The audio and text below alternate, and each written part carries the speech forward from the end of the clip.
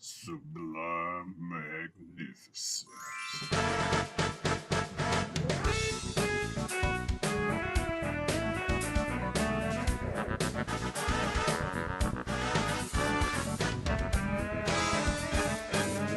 Hey guys, you know who it is, what's going on, when it's happening, where it's at, and why we're here today. How you doing? It is I, the sublimely magnificent Big Ugly himself, Omari Ellis Feo Grande on YouTube, back with another episode of This Guy Hasn't Seen. And this gentleman shadow boxing next to me is my co-host and runner one of my best friends in the world, El Director himself, Bill Smith. Hey, Omari, thank you so much for having me back. As always, we are running through trading things back and forth, movies, TV, all of that good stuff. And right now, in the start of season 3, looking to hit more of a impactful movies list. Previously, for quite a while, I was doing films from A lot of season 2 was childhood, just nostalgia stuff. Yeah, exactly. And then, so I wanted to get back to big cultural blind spots Okay. that Omari hasn't seen, which was kind of the original Yeah. intent of the show that I started to hijack into my own little stray endeavors. So with Well, season 3, I wanted to get back to like big, giant, impactful films. and with the trading thing back and forth, eventually some of those weren't going to be big, impactful things anyway. Right, of course. I'm just being honest. I mean, I have no control over the other side of the coin. I'm just Yeah. speaking of what I was trying Yeah. to bring to the table. Gotcha. But yes, So, this yeah. week we will be watching Raging Bull from 1980, the life of boxer Jake LaMotta, whose violence and temper that led him to the top in the ring destroyed his life outside of it. Hey, who's it starring, Bill? It is starring Robert De Niro. Yes, it is directed by Martin Scorsese. It is written by Jake LaMotta, Joseph Carter, and Peter Savage, and it stars Robert De Niro, Kathy Moriarty, and Joe Pesci. It's written by Jake LaMotta. Yes, Jake LaMotta is a real person who had a hand in this film. He gets a writing credit. It is debatable how much he wrote. That explains why Sugar Ray Robinson's name came up. Okay. Makes more sense. It's more supposed to be a biography. Yes, this is a real person. Okay. Who, when he saw the film for the first time, began weeping and asked his real life ex-wife, Vicky LaMotta, was I really like that? To which she replied, no, you were much worse.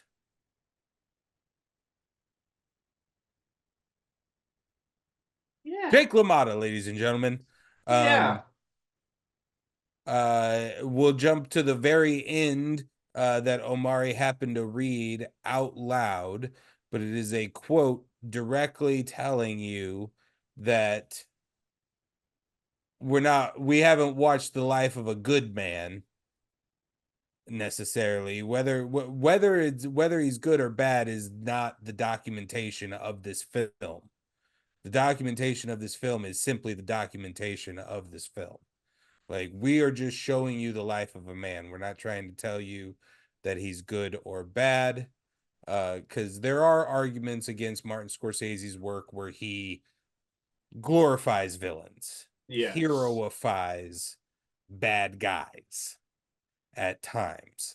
And he directly puts it in this film in 1980. I don't know if that is at the spur of criticism that he's already beginning to receive. I know there was a lot of that coming out of Taxi Driver, but he's attempting to directly tell us we're not trying to say this man's good, this man's evil.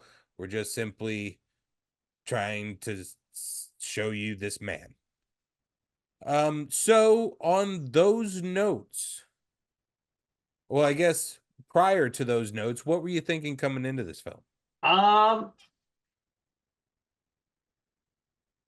sure if I heard it was a boxing thing. Um, Obviously, you didn't think you were going to be seeing Robert De Niro, uh, I guess, no. Well, okay. or you So assumed I was still fucking with you. no. So the thing is, when we ended the video last week, sure, not Robert De Niro, not expecting him. I didn't know what to expect of Raging Bull anyway. I think I joked around last week that Bull Durham and Raging Bull might as well have been the same movie colloquially when spoken about to me. Mhm. So and I would never have guessed by either of those titles they had anything to do with sports. So I'm not sure what I expected, but you're right. I wasn't expecting Robert De Niro till about getting ready to watch the film, and I'm like, was it Raging Bull? Let me go ahead and see, if YouTube or Amazon Prime or anybody has it, where I can rent it. And as I typed it, the first thing that came up was saying Raging Bull 1980 Robert De Niro. And so I was just like, well, let me make sure. Because maybe that's like the remake or something. So we're watching Raging Bull, right? From 1980-ish. Yes. I'm not going to mention Robert De Niro until we're on camera. That's how I went from there. But the second I saw the opening credits, I'm like, okay, boxing movie. And I did not expect it to be a true story. Whatever I was expecting, it was not what I got. I've heard Robert De Niro's name and I've heard Raging Bull, but much like Taxi Driver, I'm assuming the motherfucker drives a taxi in the movie. But I don't know much else about the movie. I'm pretty sure Taxi Driver is Are You Talking to Me? Because I've seen like clips of Are You Talking to Me? And it said like that's from Taxi Driver. Sorry, eyelash fell out. So But maybe the two folks that are telling themselves right now, why isn't Bill showing him Taxi Driver? I can't just make this a Martin Scorsese podcast. Okay. I'm going to pick a few of them.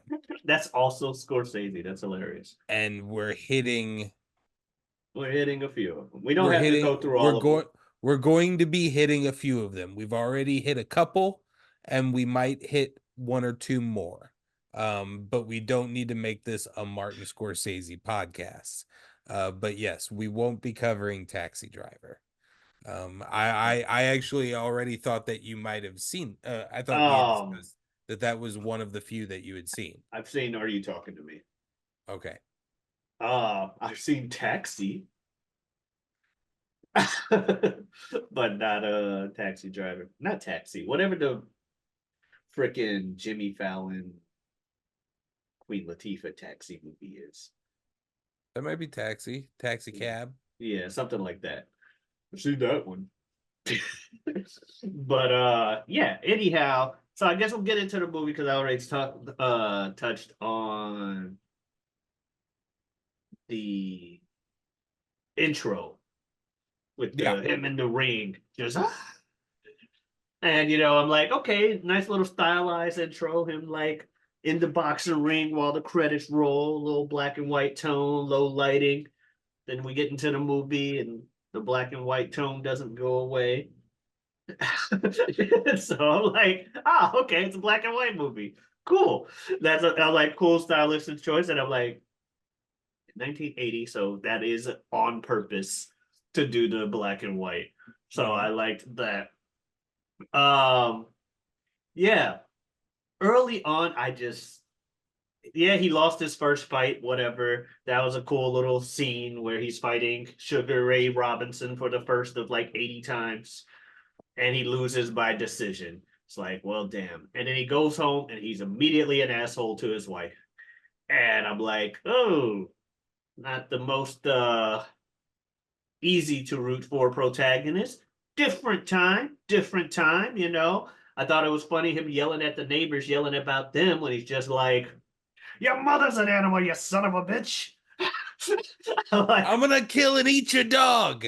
Like, I didn't necessarily like the line that followed afterwards, but yeah, the line, I'm like, that works. Your mother's an animal, you son of a bitch. Yeah, nope, that you would be. She would be an animal if that was the case. But yeah, a lot of weird stuff early on. You meet Pesci. Um, him and Pesci are both the stereotypical New York, just I'm angry about everything. What are you doing? I'm impatient. Give me some water. What's taking so long? Where's my fucking water?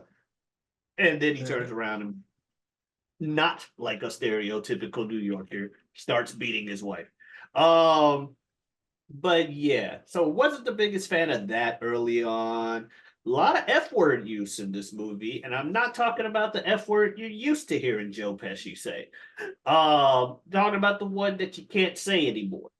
So, and not saying there's anything wrong with not saying it anymore. You just literally shouldn't be saying it. They said it a lot more back in the past. That's Yeah. all I'm saying. Um, but yes, so there's a lot of use of that early on. I'm like, wow, this is not a movie that could or should be made today. Also, still not the biggest fan of our main character because this is a sports movie, and I don't know this is based off of a real person. But usually in a sports movie, the goal is to root for the main character to make it to the top. But that was real hard early on, especially when they follow up the wife beating with him going to a pool, seeing a girl, being told said girl is 15, and still deciding he wants to cheat on his wife with this girl.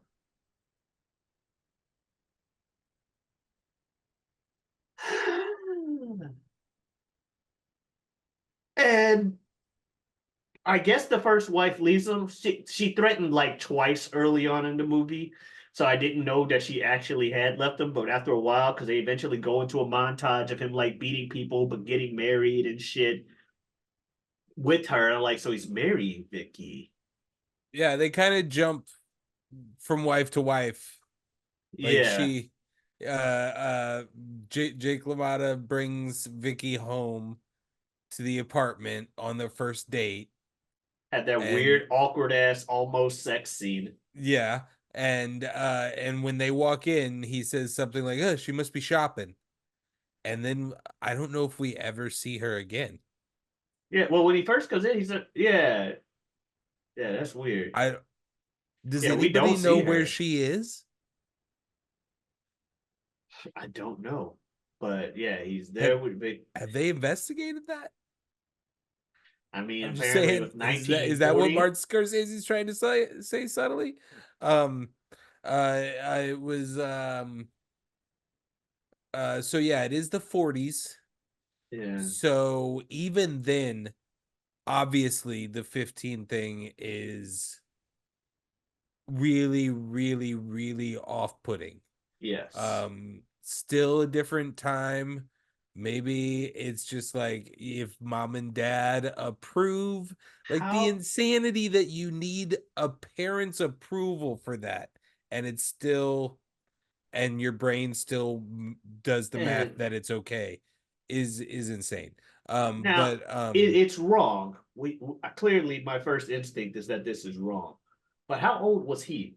Obviously, he's an adult, but was he I like, think, well, I mean, yeah, obviously Joe Pesci and Robert De Niro are considerably older at this point in 1980, but they, I think, would be depicted at young 20s at that point, okay, probably. yeah, so still wrong, but it's about like a 6 to 7 year gap as opposed to a 15-20 year gap. Like I said, I still wrong, but oof, yeah, that's just uh It's not gonna get any better. nope. And he's a dick to Vicky almost immediately as well, and it runs into family apparently, at So least let early me on, because so Pesci was so a dick to his wife. so let me ask you at this point, this would be like, so yeah, after the Vicky marriage montage and the coming up on the winning thing, which we're kind of at this point, would be a good point to ask if the filmmaking, like the camera and editing choices, the acting performances from our three leads are enough for you? Or is no one really being like Vicky and Joe Pesci being likable to some degree at times? To some degree, at times, is the best I can give you. But they Because are for a not the while, protagonists of this film. yeah, because for a while it looked like Pesci, at least for me, at least, though he was still the yeah, forget about it, I'm angry, bah, like his brother, he still seemed to have at least some kind of redeeming quality. Like he's like, hey, maybe don't hit your wife. You know what I mean? And Yeah. then he turns around and hits his own. And I'm like, Yeah, I think that's like this might be me reading too much into it, but I always look at that moment as like a insecurity move thing on his part, the little brother in front of his big big bro, brother. like that's like gorillas throwing poop at a wall level of thought processes there. And just like, yeah, I'm this good. is how men are big and tough, and show that they're big and tough. We yell at our wives. Yeah. But it's really the only time that he does it, and he looks really uncomfortable with it any other time, like physical stuff is Mhm. going on. And he even tried to tell him immediately afterwards. He's like, hey, what do you say you go in the room and be nice to your wife for once? Tell her you're taking her out. At the same time, he says, don't tell my wife because he ends up cheating with his wife, cheating on his wife on said date. He takes another woman. Yeah, he's not great. He's not great. And as it's revealed later in the movie, you know, sleeps with his brother's wife. That's debatable. Is it? I mean, I mean, the one time we have admission of that is when she's actively getting the shit beat out of her. And conveniently, it's the one thing that stops her from getting the shit beat out of her is admitting it. Everyone else, every other time, like there's obviously closeness there. Um, but I've always looked at that situation as it hasn't happened. And especially with Joe Pesci's coldness afterwards and like we're done. Like I'm never fucking talking to you again. If he had slept with his wife, I think there would be some contrition on his end. My only thing is with the him saying, what was it? With him asking him, I can understand if you're offended that someone would even ask said question. But much like the other guys, much like LaMotta said, and again, not a sympathetic main character, but much like he said, you're saying a lot of answers, but none of them's the right answer, which is just straight up no. So it's one thing, which I think is why he kept. Well, obviously, the dude's super paranoid and super jealous about anybody that even talks to Vicky. But in that moment, he's like, I wasn't suspecting you till you said kill everybody, and then you listed yourself with everybody. And then when I asked you, are you sleeping with my sister? You keep saying that's terrible, but you're not saying no. And then you ask the wife, and she says yes, even if she is just trying to get you to stop beating her. With you never saying no, all he needs, Yeah. especially if he's the raging bull, well, probably not Royd Raging Bull, but the Raging Bull that he is. And yeah, he clearly looking for an excuse to fight somebody about something. But yes, he was also super paranoid, didn't need to be suspecting his brother because he saw nothing that would have been suspicious except for maybe the kissing thing. But apparently everybody kissed like that back in the day. Everybody was on their Richard Dawson shit. So it was, what do you want? Like, yeah, I did not like De Niro's character.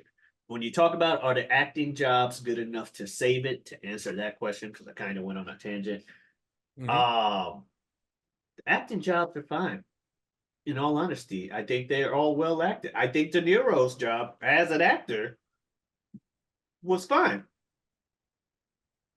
I just didn't like the people. Yeah. No, that's absolutely fair. I mean, I hate the people and at times struggle to watch this film.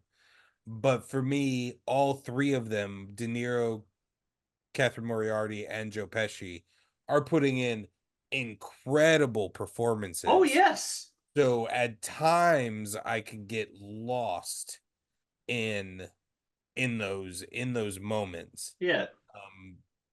And you put it best when you said at times it's you know, you can like Pesci and Vicky more. Especially, well, Vicky, I don't really know what she does wrong aside from staying with this motherfucker. Yeah, you kind of have you hate her for remaining the victim for so long at times.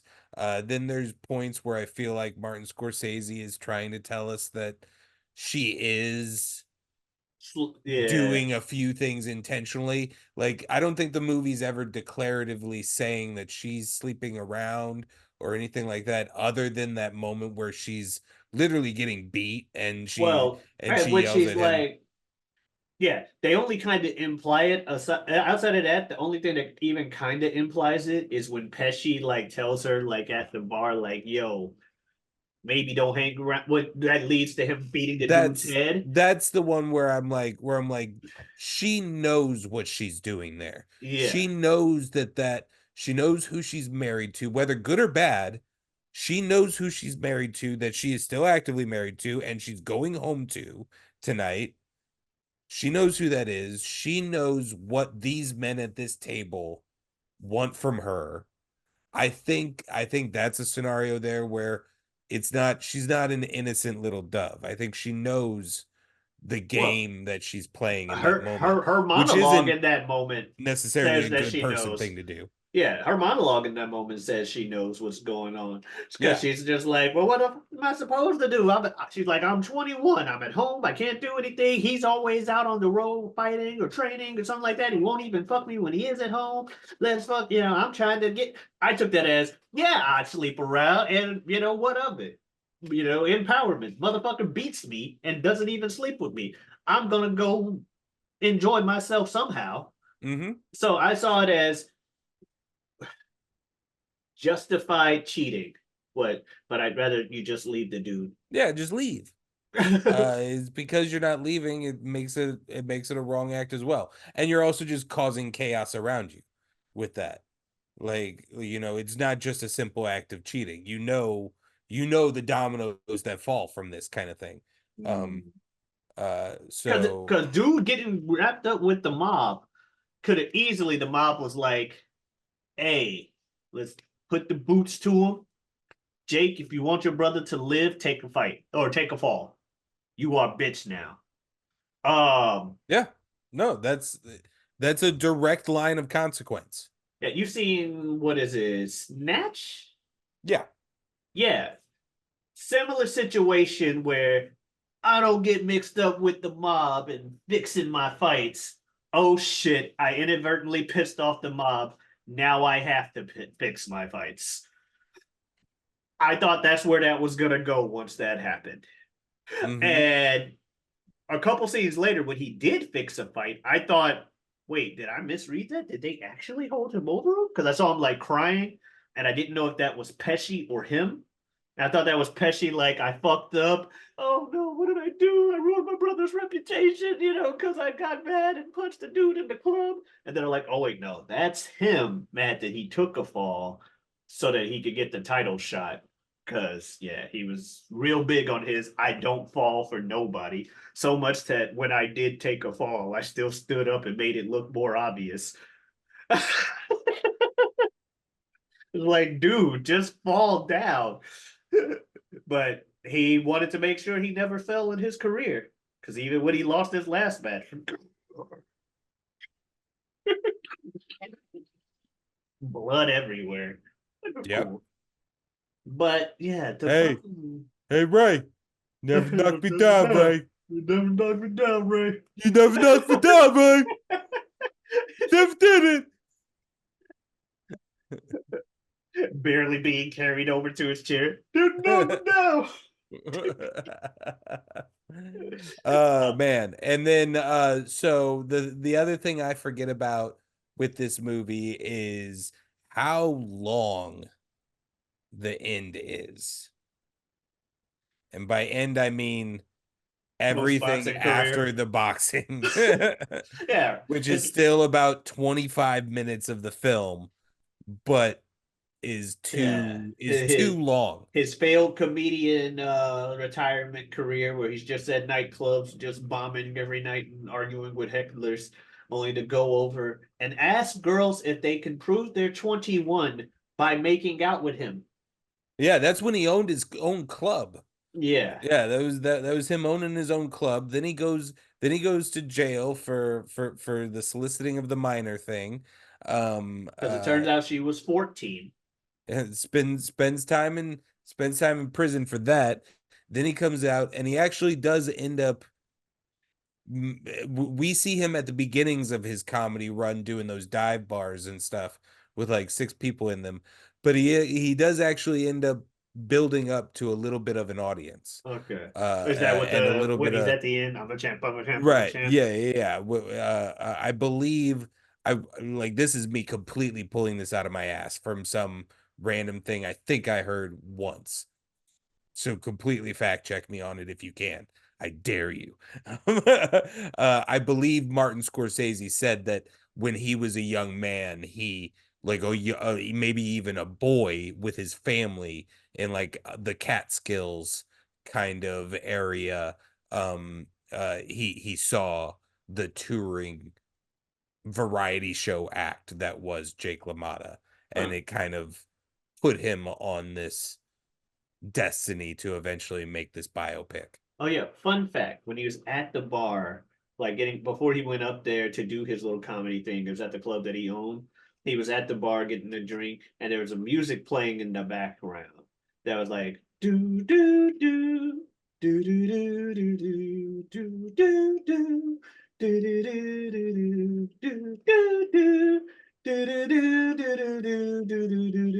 do do do or something along those lines, right? That shit's in Punch Out. Like when you turn on Punch Out, that's the first fucking song. It's like you get the gloves, boom, boom, boom, boom. I'm like, that's the thing from Punch Out. But yeah, I thought it was funny when he tried to call his brother back, and because Vicky's like, just apologize, then say whatever you want, but apologize for beating the shit out of your brother. And he's on the phone, and Joey's just like, hello, who's this? Look, Salvi, it's not funny anymore. And still nothing. And then he's just like, well, I don't know who even this is. So he's just like, your mother sucks big fucking elephant. I'm like, fair enough. That's kind of realistic. Like, I don't know who you are, but fuck you. Yeah. But yeah, what pissed me off about can you prove you're 21? Oh no, the whole fucking 14-year-old shit. Like he gets the thing from the person, and they're like, this is the girl at the bar. She was 14. And then he asked the question, does she look 14 to you? Now, granted, she did not look 14. However, she fucking told you she wasn't 21, and you never asked for ID to see if she was even 18.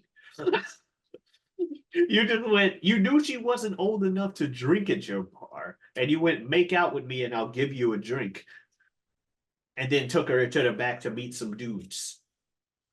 So you're still wrong, regardless. Also, you're like 50. Yeah. So yeah. But him in the jail cell, the crying, the wall punching, very powerful moment of him just in the cell, regretting his life decisions as he should. Um, yeah, and then we get the ending, which was kind of weird. Like you said, the ending was way too long. Like I don't care. Look, Jake LaMotta. Now that I know you're a real person, Omari don't give a fuck about you. I like the main character even less now that I know he's a real person. At least when I was confused about maybe Scorsese just likes his main characters having character flaws. Because that's what I thought it was. It's just like, oh, he was going for character flaws, but this was too flawed a character. He got that shit fixed later on. But the character's so flawed because it's so real. Make of that what you will about optimism in real life. But yeah. So what else? Anything else to talk about in the movie? I don't know, man. I think we kind of covered it all. We don't need to push it on this one. It's I mean, I think so. Here's the thing. It's a well-known film because A, Robert De Niro does a career-defining performance. Correct. He's already been basically in nothing but bangers at this point, but like this kind of becomes what people think about when they think about Robert De Niro for a long time. Martin Scorsese is a legendary director, and this is just kind of another legendary piece in his legendary filmography. You have the what will soon to be multiple time connection point with Robert De Niro, Joe Pesci, and Martin Scorsese in a team environment, so it gets some added gravitas in the aftermath because of that. But I don't think it's that great. Like I am of the math equation that the quality of the filmmaking and the quality of the acting performances, although great, do not make this worthy of my 2 hours and 10 minutes. I will agree. I Yeah, I won't say I agree word for word, mainly because technicalities. But yeah, as I was watching it, there was a lot of part. Like, wow, one of the things with me struggling to like the main character was also me struggling if I like the movie. And they'd have a scene or two where I'm like, damn, I can see why this is respected. There's some good acting, like you mentioned, career defining performances.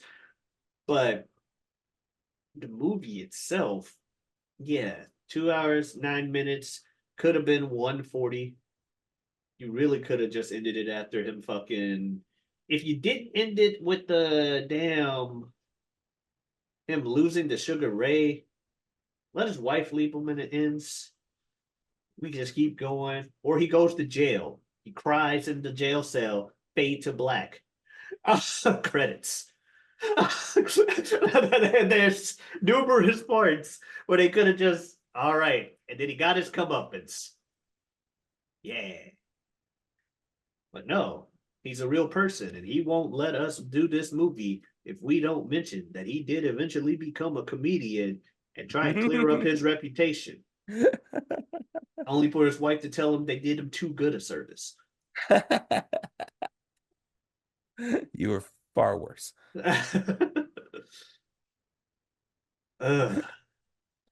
All right. Well, that was it on Raging Bull. But as I spoke of earlier, we are not going to make this a Martin Scorsese podcast. However, I am hijacking 2 weeks in a row to make this a Martin Scorsese podcast, but only for these 2 weeks. because next week we are going to continue on and kind of, in my opinion, put a little bow on our Martin Scorsese. If you recall, previously, long ago, maybe even season 1, we watched The Departed. Not necessarily recent anymore because time moves forward, but in the what will end up being the back half of his catalog, we just checked out Raging Bull, which is going to end up being near the beginning of his catalog. And now we are going to try and find something right there in the middle, sweet spot. And maybe, hopefully we'll like it over, hopefully it's not going to be another Raging Bull, but we'll see.